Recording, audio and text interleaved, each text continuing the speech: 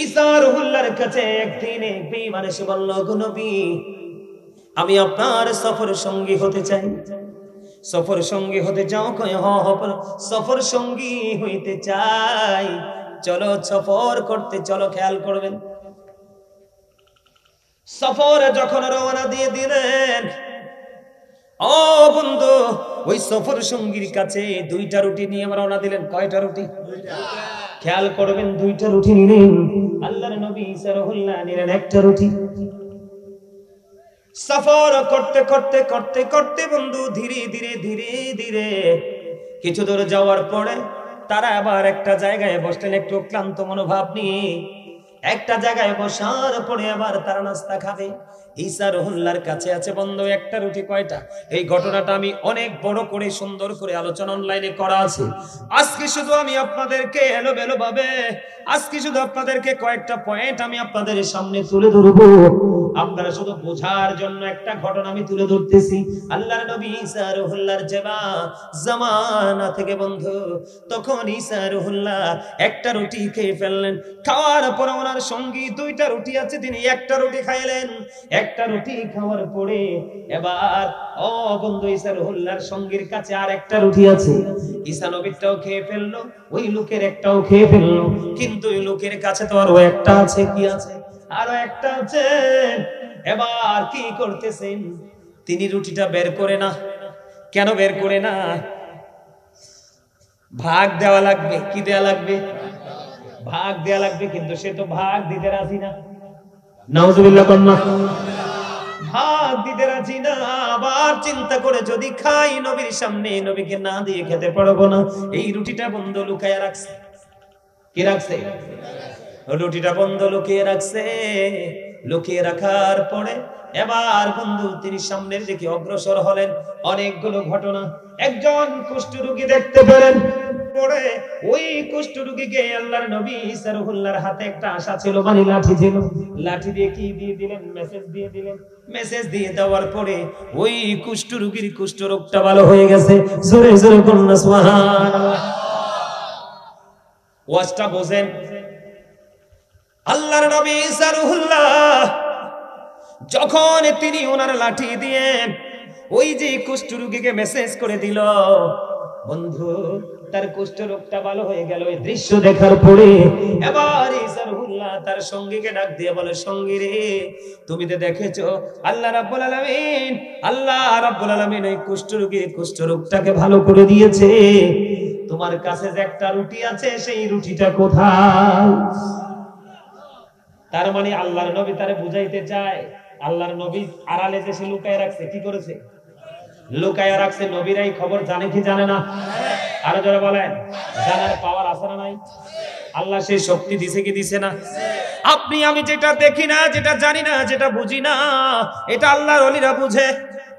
কারণ আপনার আমার আছে চর্ম চোখ খোলা।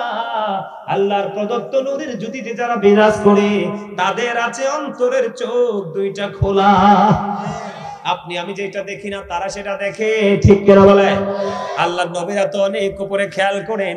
এবারে তিনি বললেন, ওই কুষ্ঠরোগ আমার আল্লাহ ভালো করে দিয়েছে, তুমি বলো না তোমার আরেকটা রুটি কই? কই না না না নবী গো, আমার কাছে কোনো রুটি নেই। কই চলো সামনে চলো। এই করতে করতে তিনি সামনের দিকে গেলেন। যাওয়ার পরে বন্ধু অন্ধ লোক, কি লোক? অন্ধ লোক মানে কানা লোকের সাথে দেখা হলো। দেখা হওয়ার পরে তিনি বন্ধু কানা লোককে মেসেজ দিয়ে দিল। ওই কানা লোকের দৃষ্টি শক্তি ফিরে আসলো। আমার নবী ঈসা রুহুল্লাহ ডাক দিয়ে বলে, সঙ্গী তুমি দেখেছো আল্লাহ রাব্বুল আলামিন তার দৃষ্টি শক্তি ফিরিয়ে দিয়েছে, তুমি বলে দাও তোমার আরেকটা রুটি কই? কয় নাই নাই নাই নবী গো, আমার কাছে কোনো রুটি নেই। কই চলো সামনে চলো। এবার বন্ধু গেলেন। যাইতে যাইতে যাইতে যাইতে তিনি একটা ডেড বডি, মৃতদেহ দেখলেন। কি দেখলেন? মৃতদেহ দেখলেন। দেখার পরে এবার তিনি লাঠি দিয়ে মেসেজ করে দিলেন। দেওয়ার পরে কি হয়ে গেল? ওই মৃত লোকটা জিন্দা হয়ে গেল। আল্লাহর নবী একটা ডাক দিয়ে বলে, সঙ্গী তুমি দেখো আল্লাহ রাব্বুল আলামিন মৃত ব্যক্তিটাকে জিন্দা করে দিল, তুমি বলে দাও তোমার আরেকটা রুটি কই? কই না না না, আমার কাছে কোনো রুটি নেই। অনেক ঘটনা আমি ছোট্ট 2-3টা বললাম, বলার পরে আবার বন্ধু ধীরে ধীরে সামনের দিকে গেলেন। যাওয়ার পরে একটা বৃক্ষের নিচে আল্লাহর নবী আশ্রয় বিশ্রামের জন্য বসলেন। বসার পরে ওনার মধ্যে তন্দ্রা চলে আসলো, তার মানে ঘুম ঘুম ভাব চলে যখন আসলো, এবার ওনার সঙ্গী মনে মনে চিন্তা করে, আল্লাহর নবী ঈসার লাঠির এত দাম, এই লাঠি আমি চুরি করব। নাউজুবিল্লাহ। কি করব? কথা কয় না। আরে ওয়াজে মজা আছে, শেষে বুঝবেন, কারণ আমি আরো কিছু আলোচনা করব। এই জন্য আমি আপনাদের সামনে ঘটনাটা তুলে ধরছি সহজে বোঝার জন্য। এবার কি করলেন আল্লাহর নবী ঈসার ঘুম ঘুম ভাব, উনি ধরেন ঘুমিয়ে গেল। এবার ওই সঙ্গী মনে মনে চিন্তা করে, এই তো সুযোগ, আস্তে করে বন্ধু লাঠিটা নিয়ে এবার কি করলেন? পালিয়ে গেলেন। আল্লাহর নবী ঈসার ঘুম ভেঙে গেল। ঘুম ভাঙার পরে আবার চাইয়া দেখলেন ওই সঙ্গীও নাই, আল্লাহর নবীর লাঠিও নাই। দিদি এবার দৌড়ে চলে গেল ওনার সঙ্গী যখন চলে গেল বন্ধু, যাইতে ওনার সঙ্গী দেখলেন অনেকগুলো মানুষ একত্রিত আছে। এতগুলো মানুষ এখানে কেন? এতগুলো মানুষ এখানে কেন? এবার ওই যে আল্লাহর নবীর হাতের লাঠি আছে, ওই পাওয়ার নিয়ে ঢুকলেন। ঢুইকা দেখে ওখানকার রাজার বেশি অবস্থা খারাপ, ডাক্তার কবিরাজ কোনো কিছুই বন্ধু কাজে আসে না। এবার কি করলেন? ডাক্তার কবিরাজ কোনো কাজে আসে না। এবার বন্ধু তিনি বললেন, কয় আমি তোমাদেরকে কি করব? তোমাদের রাজাকে ভালো করে দিব, তোমরা আমাকে স্বর্ণ মুদ্রা দিতে হবে। কি দিতে হবে? আরো জোরে কয় না, স্বর্ণ মুদ্রা দিতে হবে। এবার ওনার সঙ্গীরা বললেন, হ্যাঁ তুমি যদি আমার রাজাকে ভালো করে দিতে পারো তাহলে আমি কি করব? স্বর্ণ মুদ্রা দিব। এবার তিনি স্বর্ণ মুদ্রার লোভে কি করলেন? আল্লাহর নবী ঈসার লাঠি নিয়ে ওই রাজার গায়ে আঘাত করলো। রাজার গায়ে আঘাত করতে দেরি, রাজা মৃত্যুবরণ করতে দেরি হয় না। কি হইল? ঘটনা ফেস খাইছে কিনা কোন? আরে বড় করে কোন ফেস খাইছে কিনা? কি হলো? রাজারে টাচ করতে দেরি, রাজা মারা গেল। রাজা যখন ইন্তেকাল করলো বন্ধু, এবার রাজা ইন্তেকাল করছে, তার প্রজার হুঁশ আসেনি। এবার সব মিল্লা ওরে ধরছে, ধরার পরে তারা তাৎক্ষণিক ভাবে ফয়সালা দিল, সে খুনি হিসেবে তার সর্বোচ্চ সাজি হলো মৃত্যুদণ্ড। তার জন্য ফাঁসির মঞ্চ জোড়া রেডি হয়ে গেল। ওই দিক দিয়ে আল্লাহর নবী ঈসা রুহুল্লাহ ধীরে ধীরে সামনের দিকে আসলো। আয়েশা দেখে তার সঙ্গীর জন্য মৃত্যুর কাঠগড়া দাঁড়িয়ে আছে। আল্লাহু আকবার কয় না? আমার আল্লাহ বড় না? গেমটা দেখছেন নি কেমনে শুরু হইছে? কি হইছে? আল্লাহ রাসূলের, আল্লাহর নবীর হাত আর ওই বাটপারের হাত কি এক? কথা কয় না কেন? আল্লাহর ওলির চোখ আর সুদখোরের চোখ কি এক? আল্লাহর ওলি কোন মাঠে পাড়া দিলে আগাছা নিরসন হয়ে সবুজ শ্যামল ফল জন্ম হয়, আর সুদখোরের নাম নিয়ে ধান খেতে বন্ধু লিখিত পেপার ঝুলাইয়া দিলে পোকামাকড় পর্যন্ত ওই সুদখোরের ভয়ে পালিয়ে যায়। কথা কয় না কেন? ঠিক আছে, আমি দেখছি ছোট্ট থাকতে এক লোক দেখছি যে 7 জনের নাম লেখলো, লেখা তাবিজের মতো বানাইয়া লাঠির উপর ঝুলাই দিল। ওনারে প্রশ্ন করলাম, দাদা কারণ কি? কই কোন ওষুধকে পোকামাকড় ভয় পায় না, সুদখোরে তো নিকৃষ্ট। হুজুরের কাছে গিয়েছিলাম, হুজুর বলছে 7টা সুদখোরের নাম লিখে ঝুলাইয়া দেন, দেখবেন একটা পোকাও ধান খেতে থাকবে না। ও বন্ধু, সত্যি সত্যি পোকামাকড় জমিন ছেড়ে চলে দিল। এতে বোঝা যায় জালেম সুদখোর ঘুষখোরকে আমার আল্লাহ পছন্দ করে না, এবং আল্লাহর সৃষ্টি অবলা পোকামাকড় জীবজন্তু ভালোবাসে না। ঠিক আছে, এগুলো এখনকার ছেলেরা বুঝবে না, কারণ তারা তো ডিজিটাল, তারা তো কমার্শিয়াল। ঠিক কিনা কয় না? আরো জোরে মজাটা দেখেন। এবার আল্লাহর নবী ঈসা রুহুল্লাহ ধীরে ধীরে আসলেন। আয়েশা দেখে আবার বন্ধু ওনার সঙ্গীর জন্য মৃত্যুর কাঠগড়া দাঁড় করিয়াছে। মঞ্চ রশি ঝুলানো আছে, ব্যাপার কি? ওই এই লোকটা কি যে লাঠি দিয়ে আঘাত করলো, আমাদের রাজা মৃত্যুবরণ করতে দেরি হলো না, মৃত্যু দেরি করলো না। আমরা এই জন্য তার জন্য পাশের বংশ সাজিয়েছি। এবার ঈসা রুহুল্লাহ একটা ডাক দিয়ে বলে, আমি যদি তোমাদের রাজাকে ভালো করে দিতে পারি তাহলে তাকে মুক্তি দিবি কিনা কথা দাও। এবার বন্ধু ওই রাজার প্রজারা বললেন হ্যাঁ। ওনার মনে মনে চিন্তা হলো একজনে মারছে, শেষ সময়টা দেখি কাজে লাগে কিনা। এবার ও বন্ধু ওনারা বললেন, আল্লাহর নবী যখন বলল ওনারা রাজি হলেন। লাঠি কিন্তু একটাই হাত বদল হয়েছে। আল্লাহর নবীর হাঁটিটা আল্লাহর নবীর হাতে নিয়ে রাজার গায়ে যখন মেসেজ দিয়ে দিল, ওই মৃত রাজা জিন্দা হয়ে গেল। জোরে জোরে কয় না সুবহানাল্লাহ। আল্লাহু আকবার,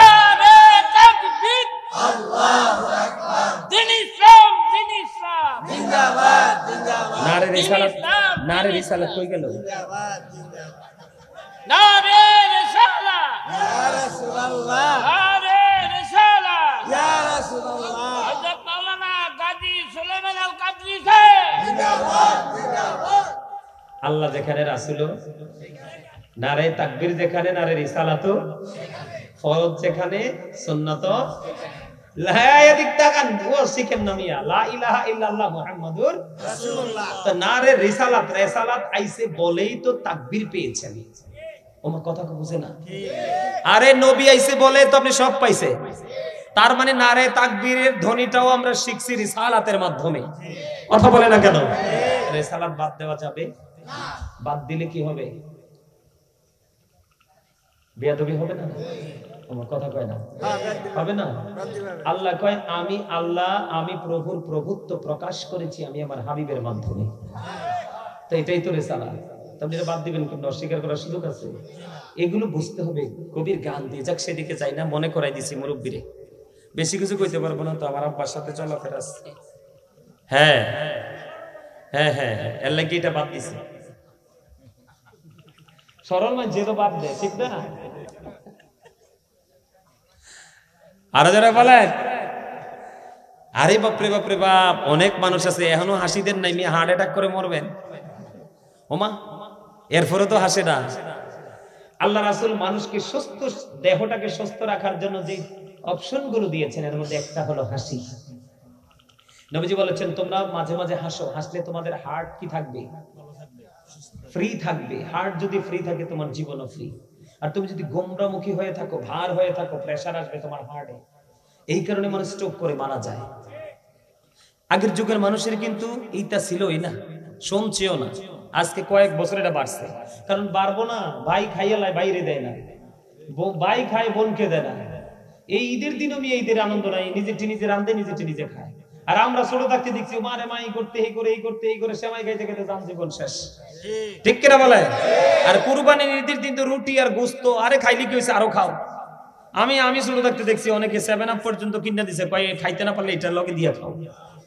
এইগুলো ছিল জীবন। আর এখনকার এটা জীবন নেমিয়া মানুষ মইরা যায়, আর পরে সুদকুর বাটপার হবল, সুদের ছাড়া টাকা দেয় না, হাওলাত দেয়, দিতে চায় না। ঠিক কিনা বলেন? এই ওয়াজটাই করতে আছে। সুদ করে বইরে আছে গা। আচ্ছা এই ওয়াজটাই করতেছি, একটু মন দিয়ে শোনো। আরে বেটা বাসটি বাংলাদেশের বাস শেষ হলে বাইরে আনবে, কারণ সমাজ নষ্ট করে দিছে তো এই দুষ্ট মানুষগুলো। কথা কয় না কেন?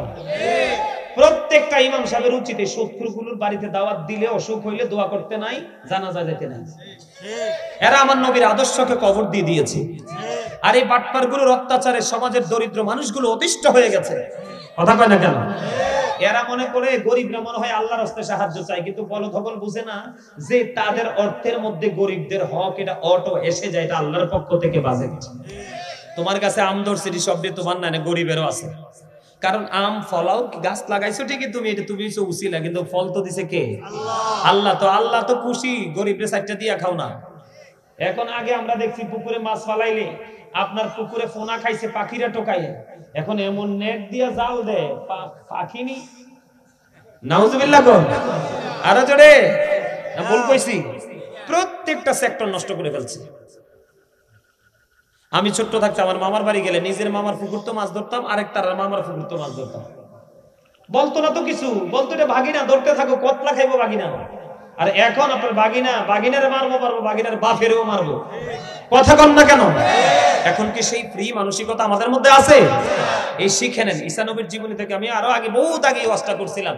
আজকে আপনাদের অবস্থা দেখে আইসা মনে করলাম যে এটা বলি, দেখি আপনাদের মধ্যে হেদায়েত একটা প্রভাব আসে কিনা। বন্ধুরে আমার, এবার আল্লাহর নবী ঈসা রুহুল্লাহ একটা লাঠি দিয়ে বন্ধু টাচ করতে দেরি রে, এবার ওই মৃত মানুষ জিন্দা হতে দেরি হলো না। এবার আল্লাহর নবী একটা ডাক দিয়ে বলল, সঙ্গী রে, তুই তো মৃত্যুর দুয়ারে চলে গেছিলি, আমার আল্লাহ তোরে মৃত্যুর দুয়ার থেকে বাঁচিয়ে দিয়েছে, তুমি বলে দাও তোমার আরেকটা রুটি কই। সুবহানাল্লাহ, কেডা কইছে? তুমি বলছো? তুমি? থ্যাংক ইউ, একদম জায়গার লগে মিলছে, আলহামদুলিল্লাহ। এতে কিন্তু ভয় পেয়ে গেছে, এতে কিন্তু স্বীকার করছে না। সুবহানাল্লাহ কইছে, আমি তো দেখে ফেলাইছি, কিন্তু এটা যে কত মধুর হইছে তো বুঝে নাই। ওই আপনারা যে বলেন না, এই একটা কথা বলতে হয়, আমার মা আমার নামটা খুব মহব্বত করে রাখছে, সুলাইমান।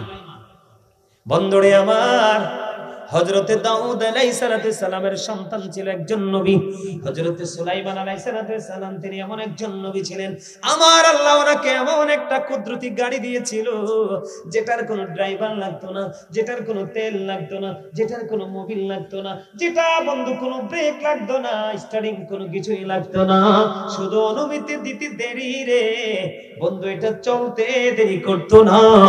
আল্লাহর নবী বায়ুকে যদি বলতো, বায়ু তুমি আমার গাড়ি নিয়ে ওই গন্তব্যে যাও, বায়ু প্রস্তুত ছিল ওটাকে নিয়ে ঘুরতে। সুবহানাল্লাহ।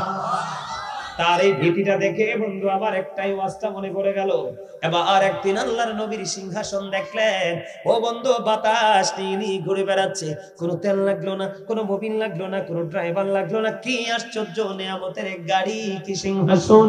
ওই কৃষক যখন এটা দৃশ্য দেখলো, দেখার পরে বলে দিল সুবহানাল্লাহ, সুবহানাল্লাহ। বলতে দেরি রে, আল্লাহর নবীর সিংহাসন আর সামনের দিকে যায় না, ধীরে ধীরে নিচের দিকে নামতে শুরু করলো। এখন আল্লাহর নবীর সিংহাসন যখন নিচের দিকে নামতে শুরু করলো, এবার ওই কৃষক দেখে ভয় পাইলেন, আরে আল্লাহ, আমি কি ভুল করেছি, আল্লাহর নবীর গাড়ি তো সামনে না যাই আমার দিকে আসতেছে। ওই কৃষক বন্ধু কি করলো, ও বন্ধু এই দৃশ্য দেখে কাজ পালায় তার গন্তব্যের দিকে রওনা হলো। আল্লাহর নবী ঈসা রুহুল্লাহ, আল্লাহর নবী সুলাইমান আলাইহিস সালাম এবার কি করলেন, ওই কৃষককে ধাওয়া করলেন তার সাথে কথা বলার জন্য, কিন্তু সে ভয় পেয়ে গেল। সর্বশেষে আল্লাহর নবী প্রশ্ন করলেন, তুমি একটু আগে কি বলেছিলে? কই আমার মনে নাই। সুবহানাল্লাহ করেন না আরো জোরে। এই আমার স্বাস্থ্য ভাইদের অবস্থাটা এরকম হইছে, ভয় পেয়ে গেছে, কয় আমার মনে নাই। কয় মনে করে দেখো। ও বন্ধু বলার পরে আবার বলে, নবী গো, আমি তো সুবহানাল্লাহ বলেছি। এবার আল্লাহর নবী একটা ডাক দিয়ে বলে, রে পাগল, তুমি সুবহানাল্লাহ বলার কারণে আমার আল্লাহ তোমার আমলনামায় যে সওয়াবটুকু দিয়েছে, তুমি যদি আমাকে সেই সওয়াব দিতে যদি রাজি হও, আমি আমার ওই বাদশাহের রাজত্ব তোমায় দিতে প্রস্তুত। সুবহানাল্লাহ। আরে খুদা, সব লবণ ছাড়া সুবহানাল্লাহ। খাবারে লবণ না দিলে মজা হয়? তা আপনি প্রেম নিয়ে সুবহানাল্লাহ না করলে মজা হইব কেমনে? তা আপনাদের সুবহানাল্লাহ একেবারে দুর্বল, অসুস্থ সুবহানাল্লাহ। এমনি কইলে হইতো না, জোরে কোন সুবহানাল্লাহ। আরে জোরে। এইবার যে আওয়াজ দিবেন শয়তানে তিসি বানায় আইতো না। আলহামদুলিল্লাহ বলেন। আল্লাহর নবী সুবহানাল্লাহর মর্যাদা বোঝানোর জন্য আপনাদেরকে এটা বললাম। আরো জোরে কোন সুবহানাল্লাহ। এবার বন্ধু আল্লাহর নবী ঈসা রুহুল্লাহ একটা ডাক দিয়ে বলে দাও, তোমার আল্লাহ আমার আল্লাহ তোমাকে বিপদ থেকে, মৃত্যুর দুয়ার থেকে বাঁচিয়েছে, তুমি সত্য কথা বলো, তোমার আরেকটা রুটি কই? কয় নবী গো, না না না, আমার কাছে কোনো রুটি নাই। কয় না না, চলো চলো চলো, আবার চলো, আমরা আর যাব না, রিটার্ন করতে হবে। আবার তিনি আবার যেই পথে চললেন, ব্যাক করলেন, এবার চলতে শুরু করলেন। চলতে চলতে চলতে চলতে আয়েশা দেখলেন বন্ধু, এখানে আয়েশা দেখলেন বন্ধু কয়টা লাশ পড়ে আছে। কি পড়ে আছে? লাশ। লাশ যখন পড়ে আছে, লাশগুলোর গায়ে টাচ করলেন, জিন্দা হয়ে গেল। কি হয়ে গেল? জিন্দা হয়ে গেল। আল্লাহর নবীর, ঈসা নবী এমনই ছিল, ওনাকে কেমন মুজিজা আমার আল্লাহ দিয়েছে। ওই যে ঘটনাটা বললাম না, ওই ঘটনাতে আরেকটা ঘটনা আছে, কি জানেননি? ওনারা একটা মেষ জবাই করে খাইছে। তো খাইছে যে জবাই করে খাওয়ার সময় আল্লাহ নবী ঈসা নবী রুহুল্লাহ বলছে যে হাড়গুলো চামড়াগুলো একত্রিত রাখো। সব গোস্ত টুস্ত খাইয়া হাড় চামড়া একত্রিত লাঠিটা দিয়ে টাচ করে বলতেছে যা পালে চলে যা। জিন্দা হইয়া মেষ পালে চলে গেছে, অথচ পুরো গোস্ত খেয়ে ফেলেছে সবাই। জোরে জোরে বলেন সুবহানাল্লাহ। আল্লাহ ওনাকে এমন মর্যাদা দিয়েছিল। ওনাকে কেমন মর্যাদা দিয়েছে? উনি আল্লাহর কাছে চেয়েছে, আল্লাহ স্বর্গীয় খাবার পাঠাও। এক খাঁচা স্বর্গীয় খাবার পাঠিয়ে দিয়েছে। এই খাবারের মধ্যে গোস্ত ছিল, রুটি ছিল, ভুনা মাছ ছিল। এটা ছিল গরিবদের জন্য, যারা অসুস্থ তারা সুস্থ হয়ে যাবে, যারা মাজুর তারা পরিপূর্ণ হয়ে যাবে। কিন্তু আপনার বড় লোকরা কি করেছিলেন? ওনার কথাকে ওভারটেক করে খেয়েছিলেন। তারা 3 দিন সুর অবস্থায় থেকে সুর অবস্থায় মারা গেছে। উনি এমন একজন আল্লাহ নবী ছিলেন, ওনার এমন পাওয়ার ছিল। ওনাকে নিয়ে আলোচনা না, জাস্ট ওই জায়গাটা বলছি আপনাদেরকে বোঝানোর জন্য। এবার যখন জিন্দা হয়ে গেল আল্লাহর নবী ঈসা রুহুল্লাহ,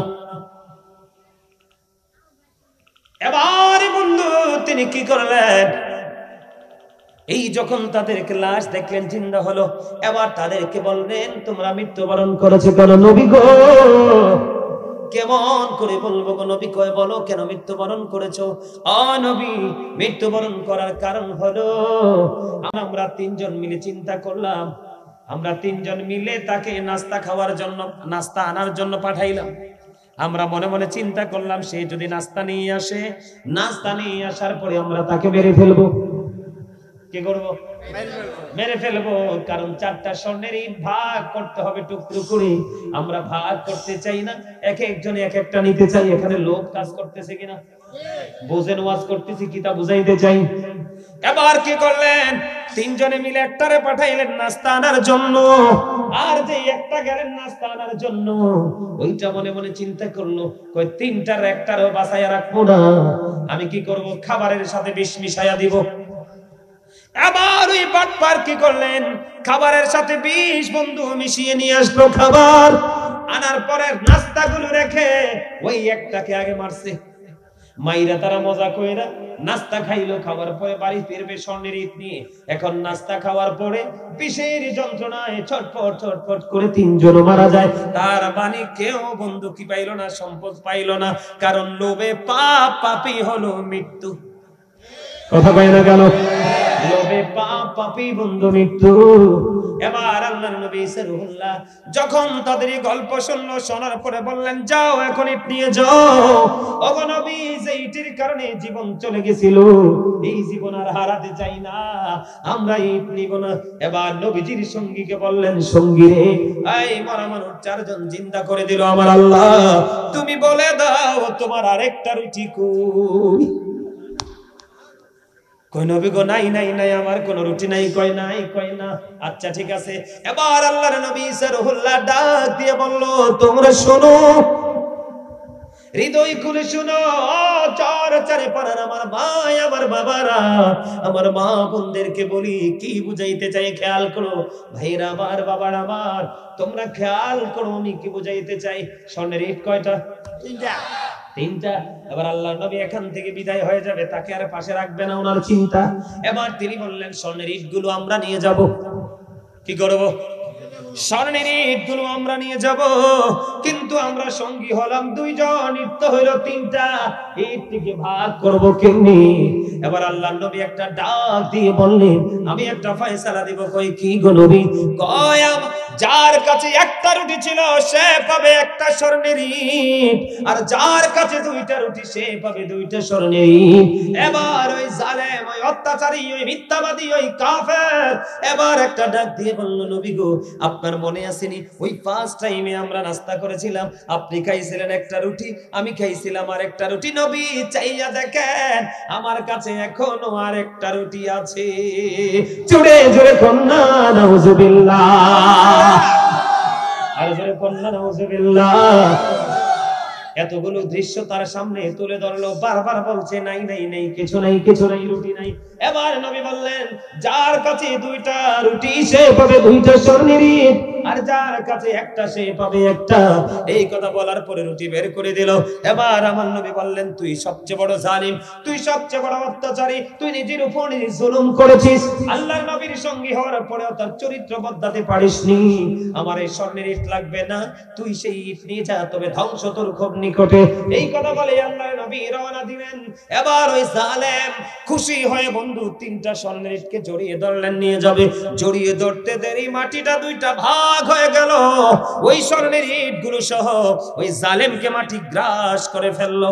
জুড়ে জুড়ে বলুন না নাউজুবিল্লাহ। বুঝতে পারছেন নি আমার ওয়াজ?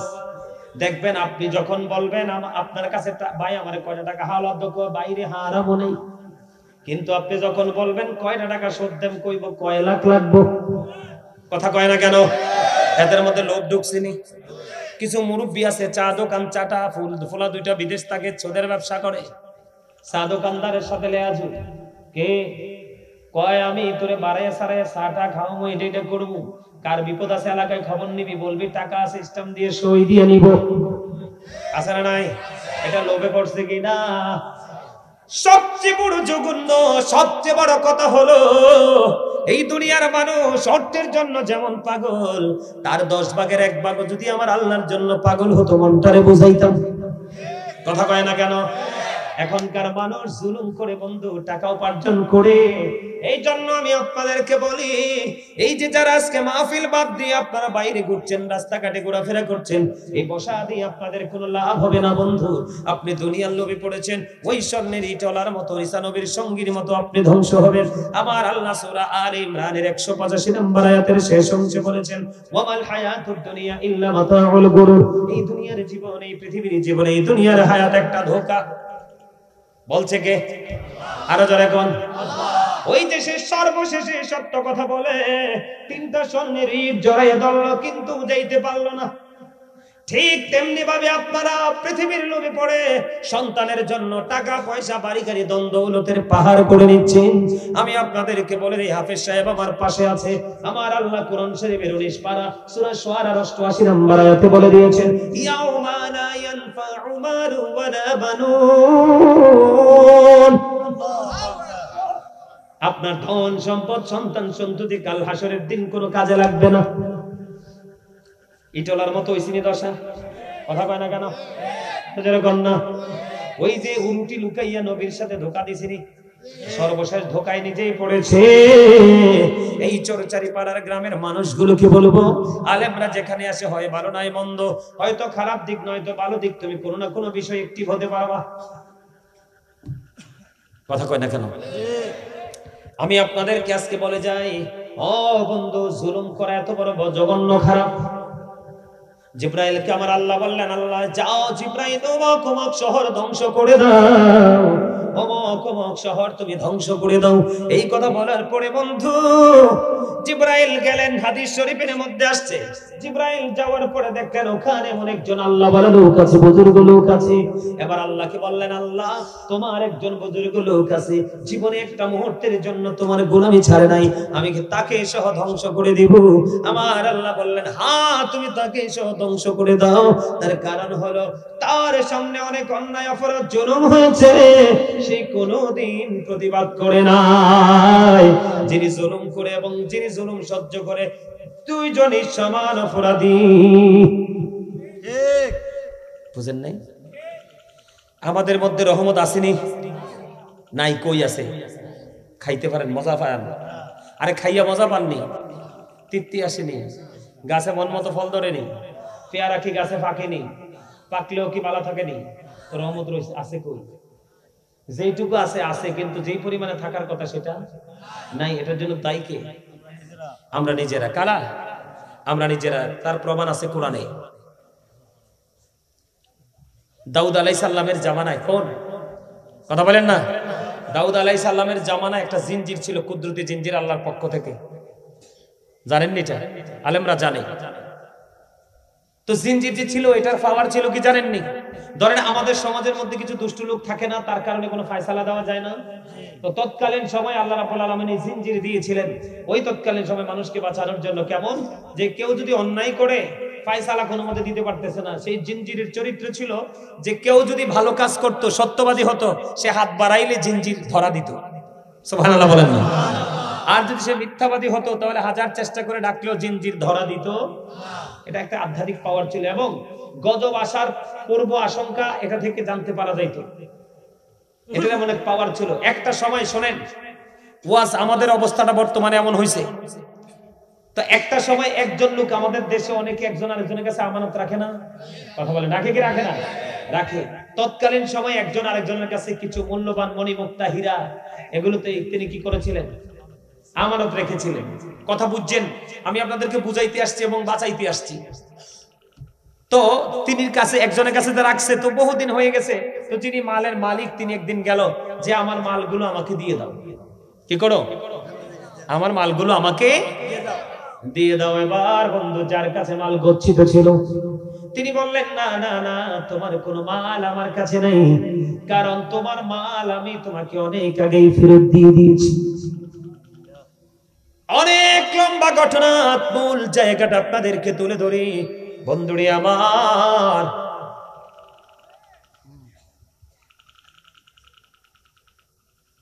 কি রে, আমার ঘড়ি কি ঠিক নাই না টাইম ঠিক আছে? ও মামা, ঘড়িটা এত দুষ্ট হইলো কবে? আমার কাছে মনে হচ্ছে বইছি মাত্র। আমি ঘড়ির মিনিটের সাথে পাল্লা দিয়ে দৌড়াইতেছি আর পুরো পারতাছি। এটা কত হইলো? ওয়াজটা চলতো নেই আপনাদেরকে শিখানোর জন্য, বোঝার। যুবক ভাইরা, তোমাদের কাছে ভালো লাগে এই ওয়াজটা? তোমাদের বেশি শোনা দরকার, জানা দরকার।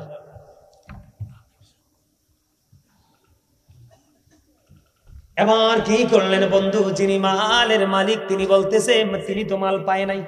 যার কাছে মাল আছে তিনি বললেন, যার কাছে মাল আছে তিনি বললেন আমি তোমার মাল দিয়ে দিয়েছি, অথচ মালের কোনো হদিশ নাই। সর্বশেষে ওই জিনজিরের কাছে গেল, অনেক মানুষ একত্রিত হয়ে গেল, ওই জিনজিরের কাছে চলে গেল। জিনজিরের কাছে চলে যাওয়ার পরে ওই ইশারা দিতেছে, এই মনু, এ মনু, ওই যে ইয়া তোমার ও ইয়া করতে আছে, ইশারা দিতে আছে, মনু তারে চলে যাও। মনু হইয়া ডিস্টার্ব। মনু তুমি একটা আমার কাছে যেই ভালো লাগে বরিশালের কথা, আর আপনারা বললে মুই কইতে আর ওয়াজ করতে আর মুই ইয়া পারি। এটা তো বরিশাল। আলহামদুলিল্লাহ কোন ওরে বাইরে ভাই তুমি কোন এনে ইমাম সাহেব নি রূপগঞ্জে মেহমান এসে পাইছো? না, এলাকার ছেলে। তোমার এলাকার ছেলে তুমি পাথরের মতো শক্ত, দেহ না অনু আসে না, তোমরা বিপদ আছে। এবার কি করলেন, ফয়সালা হবে ওই কুদরতি জিনজির। এবার যখন ওই জিনজিরের কাছে চলে গেল, জিন যার কাছে মালগুলো ছিল, খেয়াল করেন বাটপারিটা, যার কাছে মালগুলো ছিল সে একটা লাঠি নিয়ে আসলো। কি নিয়ে? লাঠি নিয়ে আসলো। লাঠিটা যার মাল তার হাতে দিয়ে বলল, তুমি এই লাঠিটা রাখো, তুমি এই লাঠিটা রাখো, আমি জিনজির ধরে আসি। যখন ওই ব্যক্তিটা জিনজির যখন ধরলো, জিনজির হাত বাড়াইতে দেরি, জিনজির ধরা দিতে দেরি করলো না, তার মানে তিনি নির্দোষ। কথা কয় না? তিনি কি নির্দোষ? যার কাছে মাল আমানত ছিল ওইটা কত বড় বাটপার। এবার কি করলেন, ওই জিনজির ছুঁয়ে এসে ওই যার মাল তার হাতে তো লাঠি, বললো লাঠিটা দাও। লাঠি তার হাতে নিল, নেওয়ার পরে যার মাল তিনি আবার জিনজিরের কাছে যে হাত বাড়িয়ে দিল, জিনজির তাকেও ধরা দিল। আল্লাহু আকবার বলতেন না? বিচারে বন্ধু একজন দোষ বেশি হবে আরেকজনের কম হবে। ফয়সালা একদিকে যাবে, দুই দিকে যেতে পারে না। ওই একজন সত্যবাদী না হয় মিথ্যাবাদী, ঠিক কিনা বলেন? কত রকমের কাহিনী। কারণটা কি জানেন? ওই যে লাঠি, মূলত লাঠিটাই হলো রহস্য। কোনটা? ওই যে লাঠি, লাঠি রহস্য। মানুষ আশ্চর্য হয়ে গেল, এই উনিও সত্যবাদী, উনিও সত্যবাদী, তাইলে মাল গেল কই?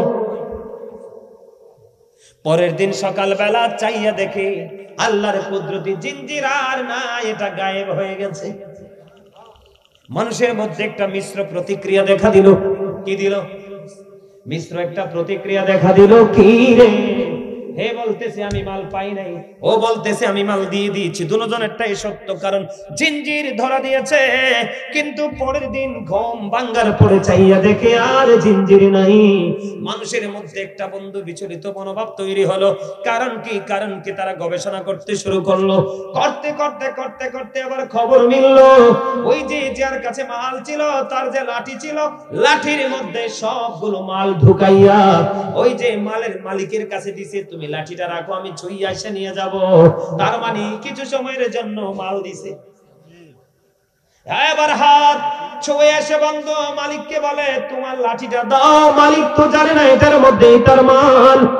লাঠি ফেরত দিয়ে দিল। উনি ধরতে গেল, তার মানে জিঞ্জির ধরা দিল। কারণ সে তো মাল পায় না, এটাও সত্য হয়ে গেল।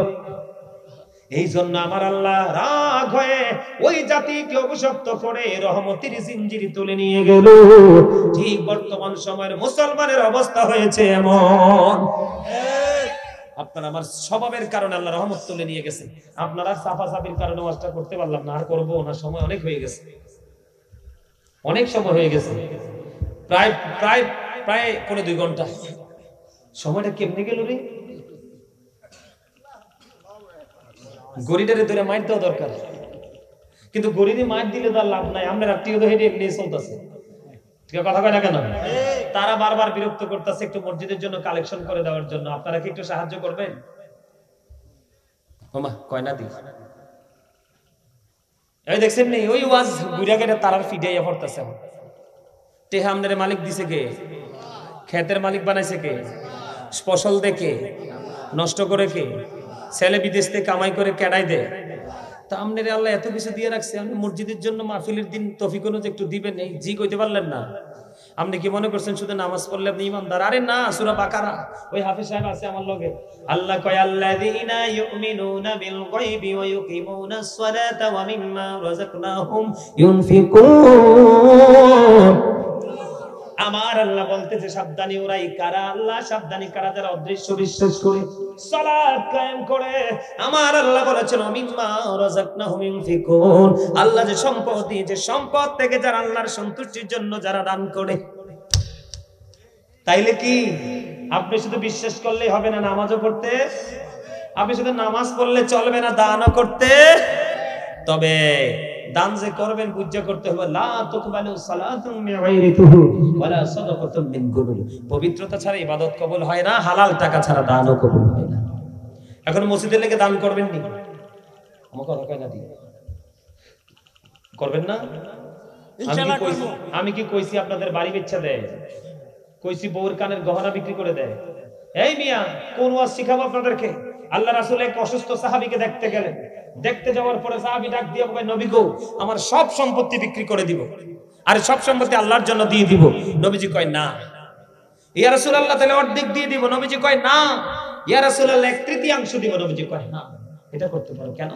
সব যদি দান করে দাও তোমার সন্তান হবে মিসকিন, অর্ধেক যদি দিয়ে দাও তোমার সম্পদ হয়ে যাবে কি? ফকির। কারণ তোমার সন্তানকে ফকিরও বানায় যাওয়া যাবে না, মিসকিনও বানায় যাওয়া। কারণ এমন অবস্থায় তোমার সন্তানকে রেখে যাওয়া যাবে না, তোমার ইন্তেকালের পরে সে মানুষের কাছে ভিক্ষুকের মতো হাত পাতে। তুমি সন্তানকে দিয়ে যাও এবং তোমার সম্পদ হিসাবে মৃত্যুবরণ করার আগে তুমি আল্লাহ সন্তুষ্টির জন্য দানও করে যাও।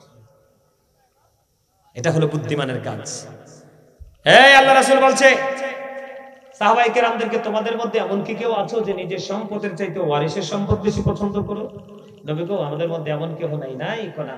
পুনরায় নবীজি আবার বললেন, ইন্তেকাল করার আগে তুমি যা দান করে যাও তাই হলো তোমার নিজের সম্পদ। আর পৃথিবীতে যা রেখে যাবে, যদিও তোমার উপার্জিত সম্পদ, এগুলো তুমি মরার পরে আর মালিকানা চলবে না, হয়তো তোমার ওয়ারিস মালিকানায় চলে যাবে। তারা তাইলে দিতেও পারে, নাও। এজন্য বুদ্ধিমান বাবা আমার কাজ হলো মৃত্যুর আগে তোমরা দান করে যাও। সুবহানাল্লাহ বলে না? আর জোরে বলে না সুবহানাল্লাহ? আর একটু মহব্বত বলেন সুবহানাল্লাহ। আমার প্রথমে নবী তিনি বলে দিয়েছেন, যখন তোমরা জান্নাতের বাগানে যাও তখন তোমরা জান্নাতের বাগান থেকে ফল খেয়ে নিও। ইয়া রাসূলুল্লাহ, ইয়া হাবিবাল্লাহ, নবী গো, ও প্রাণের নবী, ওই জান্নাতের বাগানের ফলটা কি গো?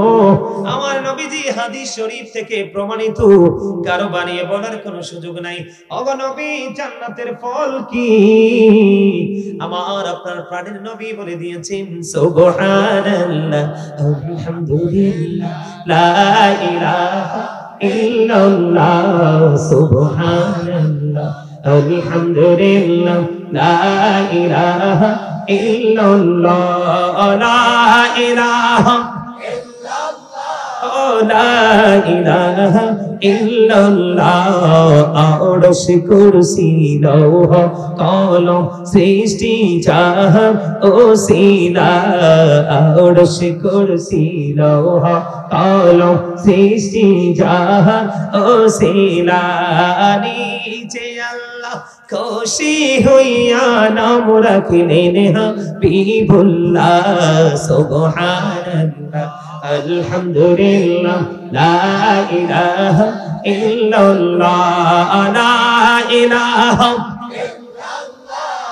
লা ইলাহা লা ইলাহা ইল্লাল্লাহ মুহাম্মাদুর রাসূলুল্লাহ সাল্লাল্লাহু আলাইহি ওয়াসাল্লাম। জোরে জোরে কন্না আল্লাহু আকবার। তাহলে আপনারা কি খান? জান্নাতের ফল, ঠিক কিনা বলেন? কারণ খাইলে তো তৃপ্তি আসে, আসে না?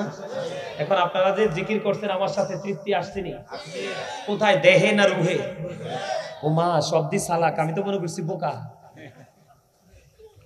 শান্তি কই? কথা বলে কোথায়? রুহে। কারণ মানুষের আসল সত্তা হলো তার আত্মা, দেহ নয়। কি খেয়াল করেন, একটু বলি, শুধু একটু বলবো আপনাদেরকে বোঝানোর জন্য। যারা বোঝেন তো বোঝেন, যারা বোঝে না তারাও যেন বুঝতে পারে। এই যে মাথা থেকে পা পর্যন্ত, এটা একটা মানুষ। কি মানুষ? এই মানুষকে আল্লাহর কোরআনের ভাষায় কি বলা হয়? কখনো বলেছেন নাস, কখনো বলেছেন ইনসান। ইংলিশে কখনো বলা হয় ম্যান, আবার কখনো বলা হয় পারসন। এই মানুষটার ভিতরে আরেকটা মানুষ আছে, যে মানুষটাকে আরবি ভাষায় বলা হয় রূহ। ইংলিশে এটাকে বলা হয় সোল, বাংলাতে এটাকে বলা হয় আত্মা। আল্লাহ বলেছেন, say the soul is the word of my Lord, qawli ruhu min amri rabbi, past tense, present tense, future tense। একদিন ছিল না, আজকে আছে, আরেকদিন থাকবে না। কথা কি বুঝে আসছে? তাহলে যেদিন রুহুটা দেহে ছিল না, সেদিন আপনি আমিও ছিলাম না। আব্দুল জব্বার নাম ছিল না, আব্দুর রহিম নাম ছিল না। কারণ রুহু তো আলমে আরো হয়, আল্লাহর আরশের চারপাশে মওজুদ করা আছে, ঠিক কিনা বলেন? আর দেহ তো বাবা মায়ের মাঝে দুনিয়া, তবে মানুষ হইলেন কেমনে? এখন আপনার মায়ের ওদরে আপনার আমার বডি সৃষ্টি হলো, তখন আত্মাটাকে ওখান থেকে ট্রান্সফার করে আল্লাহ বডিতে ঢুকাই দিল। মায়ের পেট থেকে সুস্থ মানুষ হয়ে আসলাম, 7 দিন হলো, নাম রাখা হলো, চুল ফালা হলো। ছেলে হইলে 2টা ছাগল দিয়ে আকিকা, মেয়ে হইলে 1টা ছাগল দিয়ে আকিকা। ছাগল 1 বছরের হলে এনাফ। কথা কয় না কেন? যেই নামটা রাখছে 7 দিনের দিন, ওই নামে আমরা চলতেছি। আরেকদিন হঠাৎ করে, যে একদিন যেমনি ছিল না, আরেকদিন দেহ থেকে থাকবে না। সেদিন কি হবে আপনার পরিচয়? You are dead, I am a dead, dead body, dead soul বলার সাহস কারোরই নেই। কারণ দেহের মরণ আছে, আত্মার কোনো মরণ নেই, আত্মার কোনো ক্ষয় নেই, আত্মার কোনো বিনাশ নেই। কারণ এটা শুধু স্থান পরিবর্তন করে, প্লেস চেঞ্জ করে, ঠিক কিনা বলেন? তাহলে এখান থেকে কি বোঝা যায়? আত্মা থাকলে আসি, আত্মা না থাকলে নাই। তাইলে এখান থেকে বোঝা যায় আমার দেহটা আসল নয়, আত্মাটা হলো আসল। তাহলে এখানে বসার পরে কি আপনার শুধু দেহটা রাখবেন, না দেহের সাথে আত্মাটাকেও রাখবেন? যারা দেহের সাথে আত্মাটাকেও সজাগ রাখে, তাদের মতো ইন্টেলিজেন্ট কেউ হতে পারে না। তার মানে তারা অনেক বুদ্ধিমান, ভেরি ইন্টেলিজেন্ট। কথা বলে না কেন? আর যারা ওইটাকে মাথায় রেখে কাজ করতে পারে না, বলে ইউ আর ভেরি স্টুপিড। কথা কয় না কেন? বল বললাম, খারাপ লাগে? আমার কথা খারাপ লাগলে কিচ্ছু করার নাই, কারণ আমি আয়াত কিতাব পড়ছি, হুজুররা বলছে। আল্লাহ বলেছেন, ও believers, save yourself and your families from the fire। আল্লাহ রাব্বুল আলামিন ঈমানদারদেরকে ডেকে বলেছেন, ইয়া আইয়ুহাল্লাযীনা আমানু কু আনফুসাকুম ওয়া আহলিকুম নারা। আল্লাহ বলেছেন, ও believers, save yourself and your families from the fire। আল্লাহ ঈমানদারকে ডেকে বলেছেন, তুমি জাহান্নাম থেকে বাঁচো এবং তোমার পরিবারকেও জাহান্নাম থেকে বাঁচাও। আমি আসছি আজকে আপনাদেরকে বাঁচানোর জন্য। কখনো মিষ্টি বলবো, কখনো দুষ্ট বলবো, এটাই শিক্ষকদের কাজ। কথা বলে না কেন? কারণ আমরা যদি আপনাদের ভুল না ধরি, তাহলে আপনারা শুধরাবেন না। আর আলেমরা ভুল ধরলে যেটা রাগ করে এটার মতন গর্দব আর কেউ হতে পারে না। কথা বলে না কেন? আলেমরা কখনো কারো শত্রু হয় না, আলেমরা চিরচারিত বন্ধু। কথা কয় না কেন? পৃথিবীতে সবচেয়ে বেশি যারা আল্লাহকে ভয় করে তারা হলো আলেমরা। এই জন্য আপনারা সাধারণ মানুষ সম্পর্কে আল্লাহ রাব্বুল আলামিন বলেছেন, join with my dear people, come to my paradise. আল্লাহ বলেছেন, join with my dear people, আমার প্রিয় লোকেদের সাথে যুক্ত হও। কাম টু মাই প্যারাডাইস, আমার জান্নাতে চলে আসো। ফাদখুলি ফি ইবাদি ওয়াদখুলি জান্নাতি। আল্লাহর এই প্রিয় লোকটা হক্কানি আলেমও হতে পারে, হক্কানি আল্লাহর ওলিও হতে পারে। আপনারা সাধারণ মানুষ, বাঁচার কোনো রাস্তা নাই। আল্লাহকে কে কইছে তোমাদের বাঁচার রাস্তা নাই? আমি তো তোমাদের জন্য চিরদিনের জন্য বাঁচার রাস্তা ওপেনিং করে দিয়েছি। আল্লাহ সেই রাস্তাটা কি? আমার প্রিয় বান্দা হক্কানি আলেম, হক্কানি আল্লাহর ওলি, তাদের সাথে যুক্ত হও আর আমার জান্নাতে চলে আসো। আর তাদের সাথে যদি যুক্ত হতে না পারো তাহলে তোমরা লোভে পড়বা। কিসে পড়বা? লোভে পড়বা, অন্যায় করবা, অত্যাচার করবা, জুলুম করবা, ব্যভিচার করবা, তোমরা যত কিছু আছে সব করবা। আর আলেমদের হক্কানি আলেম হতে হবে, কিন্তু সব আলেম কিন্তু হক না। এখন দেখবেন আপনি নবীরে ভালোবাসা প্রশংসা করেন, আরেকটাই করবো বেদাত। ওমা কথা কয় না? কয় না রে ভাই? কয় না? কয় কি না? এই সম্পর্কে রাসূল বলে গেছেন, কিয়ামতের পূর্বক্ষণে কিয়ামতের যত আলামত আছে, এই আলামতের মধ্যে একটা আলামত হলো পথভ্রষ্ট আলেম, যাদের কথায় মানুষ দলবদ্ধ হয়ে যাবে, বিভক্ত হয়ে যাবে, মারামারি করবে, মানুষ অনেক ধরনের ফিতনায় পড়ে যাবে। এদের থেকে তোমাদেরকে বেঁচে থাকতে হবে। আপনারা কি মনে করতেন হিন্দু, খ্রিস্টান, বৌদ্ধ, ইহুদি মিলাইয়া ৭৩ দল হবে? না, আল্লাহ তো বেঈমান সম্পর্কে ওয়াজ একবারে পাকাপাকি করে দিয়েছেন। আল্লাহ বলেছেন, উইদ্দাত লিল কাফিরিন, you have to go to hell. বেঈমান কাফেরদের ঠিকানা হলো চিরস্থায়ী ঠিকানা হলো জাহান্নাম। আল্লাহ তাদের জন্য জাহান্নাম বানাইছে। শুধু মুসলমানেরই ৭৩ দল হবে। কার? শুধু মুসলমানেরই ৭৩ দল হবে। এর মধ্যে মাত্র ওয়ানলি ওয়ান, একটা টিম মাত্র জান্নাতে যাবে, একটা দল, যেটা নাম হলো আহলুস সুন্নাত ওয়াল জামাআহ ইজ দ্য বেস্ট পার্টি। সুবহানাল্লাহ বলে না কেন? এটা রাসূল বলছে, আমার কথা না তো। এটা রাসূলের কথা সত্য না মিথ্যা? সত্য। আরো জোরে সত্য। সন্দেহ করলে ঈমান থাকবো না। শুনবেন কেমন সত্য। বেঈমানেরা কি বলছে রাসূল সম্পর্কে? বেঈমান কাফেরেরা বলেছে, হযরত মুহাম্মদ সাল্লাল্লাহু আলাইহি সাল্লাম was born in a country. His father's name was Abdullah.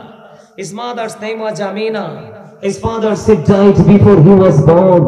He lost his mother in his childhood. He was very truthful.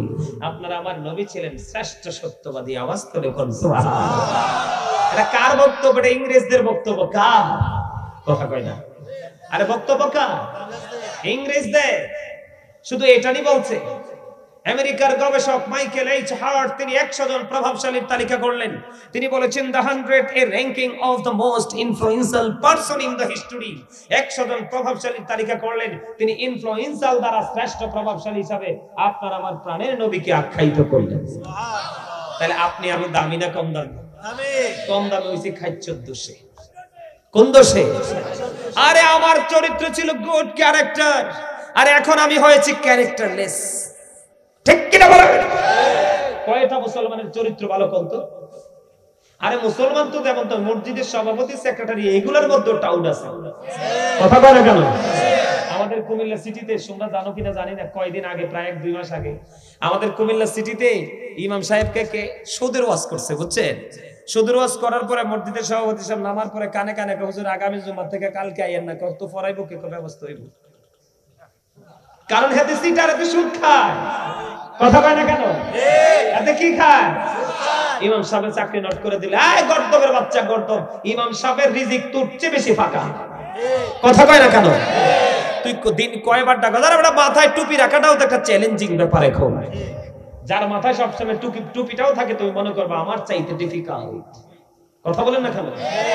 পাঞ্জাবিটা পরে রাখা এটাও একটা বড় নিয়ামত।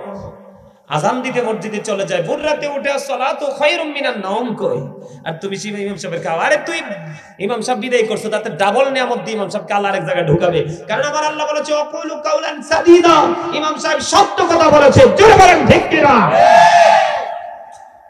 তোমার কাছে ভালো না লাগলে কিচ্ছু যায় আসে না, আল্লাহর কাছে ঠিকই ভালো লাগে। ঠিক কি না? এই কারণে আল্লাহ কইছে, আলেমদের সাথে যুদ্ধ না করে প্রেমের বন্ধনে আবদ্ধ হও আর তাদের সাথে আমার জান্নাতে চলে আসো। আল্লাহ জান্নাতে গেলে কি করবে? খানা খাওয়াবে। সুবহানাল্লাহ। ইনদা রাব্বিহিম ইউরযাকুন, দে রিসিভ ফুড ফ্রম আল্লাহ। আল্লাহ জান্নাতীদের জন্য খাবার বরাদ্দ রাখছেন, জান্নাতীরা সেটা রিসিভ করবে এবং ভক্ষণ করবে। কিন্তু মজার কথা হলো যতই খাক পায়খানাও নাই, প্রস্রাবও নাই। জোরে জোরে কয় না সুবহানাল্লাহ। আর এই দুনিয়াতে খাইলে পেট পাইপা থাকে, পেটে কত ডিস্টার্ব করে, প্রস্রাবখানা দৌড়াইতে দৌড়াইতে জান শেষ। কথা কয় না কেন? ওয়াজ বুঝেন? আমরা সেই নবীর উম্মত, আমাদের চরিত্র হওয়ার কথা ছিল সুন্দর, এটা হইছে কালা। কন্যা এরপরও দাবি করি আমি সবার চাইতে বালা। যেতে নিজের বালা মানুষ দাবি করে, এর চেয়ে দাম আর আছে? আপনাকে বড় বলে বলো সে নয়, লোকে যারে বড় বলে বড় সে হয়, ঠিক কিনা বলে? আপনাদেরকে একটা কবিতা বলি, ছড়া। আমরা আগে ছড়া বলতাম, বল শুনবে? বাবুই পাখিরে ডাকি বলিছে চড়াই, কুড়ি করে থাকি করো শিল্পীরই বড়াই। আমি থাকি মহাসুখে অট্টালিকা পড়ে, তুমি কত কষ্ট পাও রোদে বৃষ্টি ঝরে, ঠিক কিনা বলে? হ্যাঁ, বাবুই পাখি চড়াইকে ডেকে বলে, পাকা হোক তবু ভাই পরেরই বাসা, নিজ হাতে গড়া মোর কাঁচা গড় খাসা, ঠিক কিনা বলে? এই ছড়াটা পইরা দেখেন, এটার অর্থ কি, কোথায় গিয়া দাঁড়ায়, এটা ব্যাখ্যা করতে গেলে একদিন শেষ হবে। ওই যে আমরা শুধু খাই বরিশাল আমরা, কথা কয় না? বল কইছি, আরো জোরে বলে। এই জন্য আমি আপনাকে বলছি, অন্যেরটা দেখে আপনি লাভ নাই, লাফাই লাভ নাই। আপনি নিজের আমল নিজে করে যাওয়ার চেষ্টা। কথা বলে না কেন? হ্যাঁ, বলেছি। তোরা চাসনি কিছু কারো কাছে খোদার মদদ ছাড়া, অন্যের ওপর ভরসা ছেড়ে নিজের পায়ে দাঁড়া। আপনি চলে গেলে আপনার জন্য কেউ হাদিয়া পাঠাবে না, কেউ নাই। আপনার সন্তান আপনার কবরটা পর্যন্ত জিয়ারত করবে না, বলবে বেদাত। কারণ আপনি তো আপনার বাচ্চাকে সঠিক শিক্ষা দেন নাই, বাচ্চার দোষ নাই তো। আল্লাহ রাসূল যদি মা আয়েশা রজনীতে রাতের গভীরে চাইয়া দেখে পাশে প্রাণের রাসূল নাই, নবী গো কোথায় গেল, নবীরে খুঁজতে খুঁজতে যাইয়া দেখে নবী জান্নাতুল বাকিতে জিয়ারত করতেছে। আপনি আমার রাসূলের চাইতে দামি? নাউজুবিল্লাহ বলবেন না? আপনারা যে এই যুগে মানুষ আইসা যে বলবে নবীর চেয়েও দামি, এটা নবী জানতো। এই জন্য নবী আজ থেকে ১৫০০ বছর আগে বলে গেছে, ক্বালা আইয়ুকুম মিথলি, তোমরা কে আছো আমার মতো? কেউ হাত তোলে নাই। তার মানে আমার রাসূলের মতো কেউ হতে পারে না। যেটা বলতে চাইছিলাম, সবচেয়ে প্রভাবশালী কে? আপনার আমার নবী। কিন্তু আমরা প্রভাবশালী হতে পারিনি, তার কারণ আমরা রাসূলকে ফলো করতে পারিনি। কথা বলেন? কারণ আমার কথা না তো এগুলো, ভাই আপনাদেরকে বলছি যে আমার কথা না। আল্লাহ বলেছেন, সে বলুন, ইফ ইউ ট্রু লাভ আল্লাহ, যদি তোমরা আল্লাহকে ভালোবেসে থাকো, ফলো মি মুহাম্মদ সাল্লাল্লাহু আলাইহি ওয়াসাল্লাম, মুহাম্মদ সাল্লাল্লাহু আলাইহি ওয়াসাল্লামের অনুগত হয়ে যাও। আল্লাহ উইল লাভ ইউ, আল্লাহ তোমাদেরকে ভালোবাসবে, এন্ড ফরগিভ ইউর সিনস, আল্লাহ তোমাদের সমস্ত জীবনের গুনাহ maaf করে দিবে। সুবহানাল্লাহ, আর জোরে বলুন সুবহানাল্লাহ। আল্লাহ কোরআনে বলেছেন, কুল ইন কুনতুম তুহিব্বুনাল্লাহা ফাত্তাবিউনি ইউহিব্বুকুমুল্লাহু ওয়া ইয়াগফির লাকুম যুনুবাকুম, আল্লাহু গফুরুর রহিম। জোরে জোরে কন্না সুবহানাল্লাহ। তাহলে খবর কি মজার না? ডক্টর আহমদ পিয়ারা বাগদাদি পীর সাহেব কাবলা, যিনি বেসরা ইউনিভার্সিটির লেকচারার ছিলেন, অসংখ্য কিতাব তিনি রচনা করেছেন। তিনি বলেছেন, of all the great religious personalities of all prophet, Muhammad রাসূলুল্লাহ সাল্লাল্লাহু আলাইহি সাল্লাম ওয়াজ দ্য মোস্ট সাকসেসফুল। পৃথিবীতে যত নবী রাসূল এসেছে, সকল নবী রাসূলের মধ্যে আপনারা আমার প্রাণের রাসূল মোস্ট সাকসেসফুল, সবচেয়ে সফল। সুবহানাল্লাহ, আর জোরে সুবহানাল্লাহ। আমরা কি সফল হইতে পারছি? আমরা কি পারছি সফল হইতে? আমরা সফল হইতে পারি? আর জোরে বলেন, সফল হইতে পারি? পারছি? পারি নাই। এই এটা আনছে কি লাগে? ও আচ্ছা, কালেকশন করব কে? কে? আমি? কি জন্য? হ্যাঁ, দাওয়াত দেওয়ার সময় বলছেন তো যে কালেকশন করতে হইব, তো আর কালেকশন করলে এখানে রিক্তা যাবো। ওয়াজ তো করবো না, ওয়াজ তো করবো না, কারণ কালেকশনে ঢুকতে যাই 2 ঘন্টা পারে। আপনি তো আমার কথা বোঝেন নাই, আপনি হুজুরে ডাক দেন।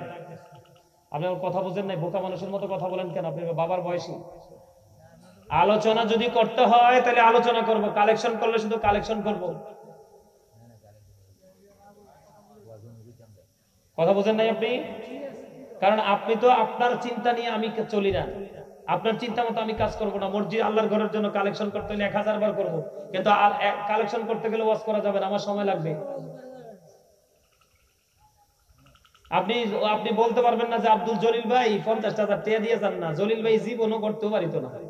জলিল ভাইরে কোরআন দিয়ে হাদিস দিয়ে ফেস দিতে হইব, ফেস দিতে গেলে আমার সময় লাগবে। কথা কয় না কেন? জলিল ভাইয়ের অন্তর, আব্দুল জলিল ভাইয়ের অন্তর পাথরের চাইতে শক্ত। মানে আমার কাম হইছে এটারে মোমের মতো গলাইতে হইব। তো মোমের মতো গলাইতে হইলে 50টা কইলে হইতো না, কমপক্ষে 81টা কইতে হইব। কথা কয়টা? তো আমার মন করা না, কোরআন এবং হাদিস থেকে খুঁজে খুঁজে জলিল ভাইরে বুঝাইতে হবে। কারণ জলিল ভাই তো ধনী মানুষ, ধন হলে লাভ হবে কি? মন তো নাই। মন তো মাঠে হাটে সব জায়গায় মারা গেছে। তো এই মারা যায় না, মন চিন্তা করতে হইব না, পানি ডাল তুইব তো। এটা কথা কয় না কেন? আরো জোরে, আরো জোরে। আরে জি ভালো করে কোন। আপনি কি মনে করছেন আল্লাহ জবান দিছে বুট খাওয়ার লেগে, বাদাম খাওয়ার লেগে, চা দোকানে বসে বসে বদনাম করার লেগে, হ্যাঁ বন্ধুদের কিনে আড্ডা দেওয়ার লেগে? তো কি লেগে কইতেন পারতেন না তো? কারণ পারবেন করতে গিয়ে, শিক্ষা তো নেন নাই। আল্লাহ শুকরিয়া, চমৎকার, এটাও ঠিক আছে। তবে আল্লাহ জবান দিয়েছে আপনাকে আল্লাহর জিকির করার জন্য। কিসের জন্য? আল্লাহ রাব্বুল আলামিন বলেছেন, এদিক তাকান, remember me then I will remember you. আল্লাহ বলেছেন ফাযকুরুনি আযকুরুকুম, তোমরা আমাকে স্মরণ করো, আমি তোমাদেরকে স্মরণ করব। জোরে জোরে কোন না সুবহান, আর জোরে কোন সুবহানাল্লাহ। আমার কথা কি বুঝে আইছে আপনাদের? আইছে? তাহলে আমাদের রাসূলকে শিক্ষক হিসেবে গ্রহণ করতে হবে, বলছে কে? আল্লাহ। এখন কি আমরা সেটা গ্রহণ করছি? করি নাই। এই করি নাই বিধায় আজকে আমাদের এই প্রতিকূলতা। একটা এক্সাম্পল দেই, আপনি যদি ইসলাম সম্পর্কে ভালো ধারণা থাকে তখন আপনার মধ্য থেকে যেটা রাখার এটাই রাখবেন, আর যেটা ডিলিট করার সেটা ডিলিট করবেন, তাই তো? কিন্তু আমরা শিক্ষা নাই বলে কোনটা করব কোনটা ছাড়বো এটাই বুঝতে পারতেছি না। আমি আপনাদেরকে একটা এক্সাম্পল দেই, আমরা এই জগতে আইসা কোন জগতের সাথে মিলে গেছি। একটা এক্সাম্পল দেই আপনাদেরকে। এখনকার মুসলমান কন্টিনিউ নিজের উপর নিজে জুলুম করতেছে। কি করতেছে? এটা আমার কথা না, আল্লাহ বলেছেন সূরা ইউনূসের 44 নম্বর আয়াতে, ইন্নাল্লাহা লা ইয়াজলিমুন নাসা শাইয়্যান ওয়ালাকিন্নান নাসা আনফুসাহুম ইয়াজলিমুন। হাফেজ সাহেব আসেনি? আসেনি ভাই আয়াতটা? আল্লাহ বলতেছে আল্লাহ বান্দার উপর অত্যাচার করে না, বান্দা নিজে নিজের উপর অত্যাচার করে। যাইবেনটা কই? আল্লাহ বলতেছে আল্লাহু লা ইউহিব্বুজ জালিমিন, যারা অত্যাচারী আল্লাহ তাদেরকে ভালোবাসে না, পছন্দ করে না। এরপর আল্লাহ বলতেছেন যাদেরকে পছন্দ করে না তাদের সম্পর্কে আল্লাহ বলেছেন ওমালিজ জালিমিনা মিন আনসার, জালেমরা যখন বিপদে পড়ে আল্লাহ তাদের জন্য কোনো সাহায্যকারীও রাখে না। যাইবেনটা কই? জালেমদের অবস্থা কত ভয়ঙ্কর হবে। লা ইয়ামুতু, people will not die that day, সেদিন মানুষ মরতে পারবে না। আল্লাহ বলেছেন ফিহা ওয়ালা ইয়াহইয়া, people will not be able to live that day, সেদিন মানুষ বাঁচতেও পারবে না। আল্লাহ বলেছেন ওমা হুয়ান হাবিয়া গায়িবিন, people will not be able to escape that day, সেদিন মানুষ সেখান থেকে পালাতেও পারবে না, অদৃশ্য হতে পারবে না। যাবেনটা কই? দৌড় দিবেন। আল্লাহ কয় ইন্না বাতশা রাব্বিকা লাশাদীদ, the sieging of Allah is difficult, আল্লাহর ধরা, আল্লাহর পাকড়াও বড় শক্ত, বড় কঠিন। যাবেন কোথায়? দৌড় দিয়ে যাবেন। কসাইয়া ধরবে, ধরার পরে কি করবে? ইন্নাল্লাহা সারিউল হিসাব, আল্লাহ is quick to take account, আল্লাহ হিসাব গ্রহণে অত্যন্ত তৎপর। আপনার কাছ থেকে হিসাবটাও নিবে চুকিয়ে চুকিয়ে। জোরে জোরে কোন সুবহানাল্লাহ, আর জোরে বলেন সুবহানাল্লাহ, আরেকটু মহব্বতে বলুন সুবহানাল্লাহ।